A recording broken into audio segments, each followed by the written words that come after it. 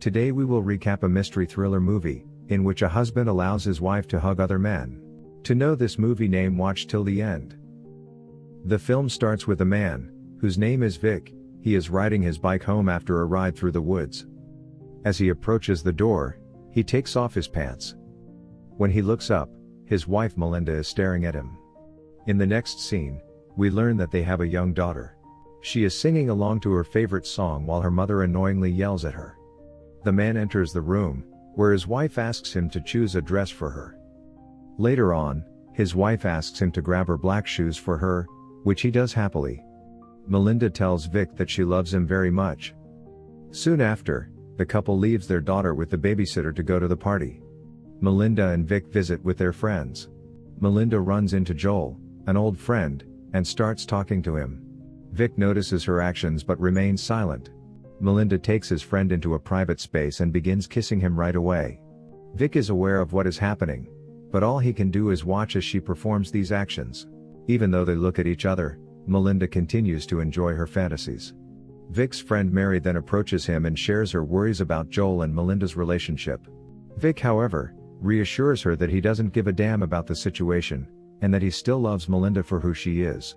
When this is not enough, Melinda begins to dance on top of a piano to get everyone's attention. She then starts playing the piano, making everyone happy. Vic smiles at her despite her strange behavior as if nothing just happened. Shortly after, Joel comes to Vic and expresses his gratitude for letting him spend time with Melinda. Vic tells him to recall a man called Martin McRae, who recently got missing, and he was Melinda's previous lover.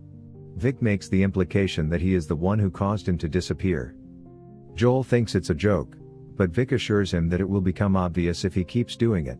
Joel leaves the party without saying goodbye to Melinda because he is afraid.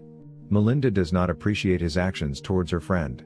She asked him if he said anything to Joel. Vic denies threatening or saying anything to Joel, and the couple returns home. At home, Melinda takes off her top and begins to wander the house naked, while the babysitter is still present. Vic asks Melinda to get inside her room. Soon after, Vic comes up to Melinda and helps her in taking off her clothes. Here it is made clear that they actually have a mutual understanding, that allows Melinda to love and hug whoever she likes. In return, she cannot divorce Vic and has to stay with him, because Vic is worried about his family. A few days later, Vic gets together with his friends, where he learns that everyone is aware of the threat he made to Joel by telling a joke about Martin McRae. They also explain that Melinda is a sick woman because she does all this in front of Vic. Back at home, Melinda gets to know about this as well, and tells Vic to apologize to Joel. Then she invites him to dinner. Joel knocks on the door on Friday and is greeted by Vic.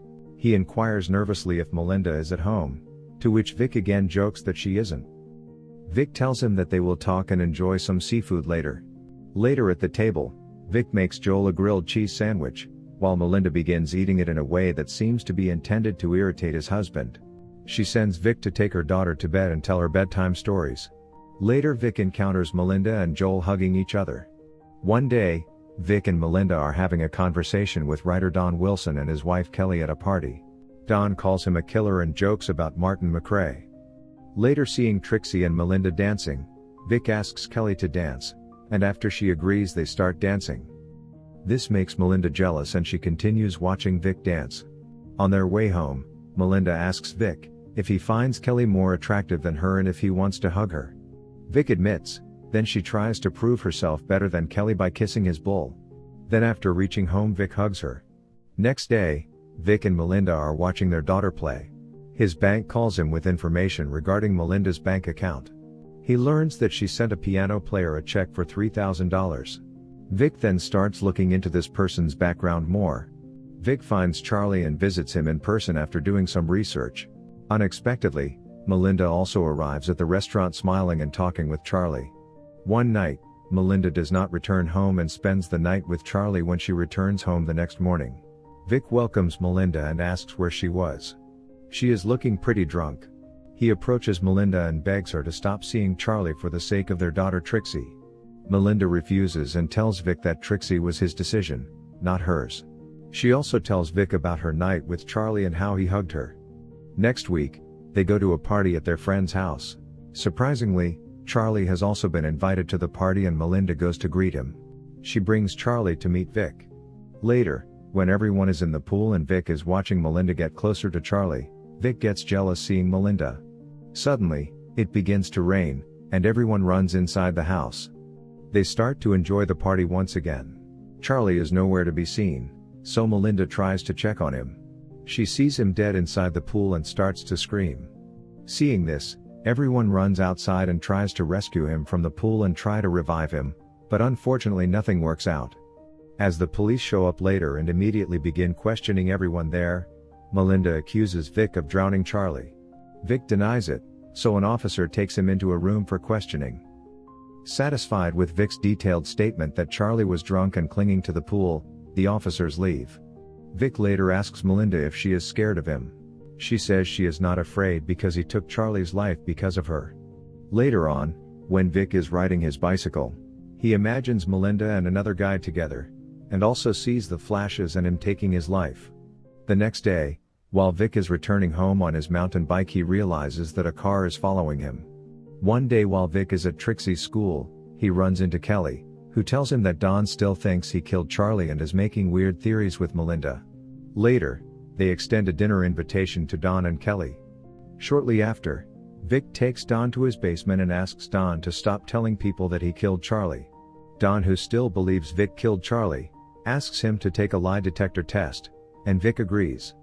After a few days, Vic can be seen walking casually in the market where he notices the same car that was following him.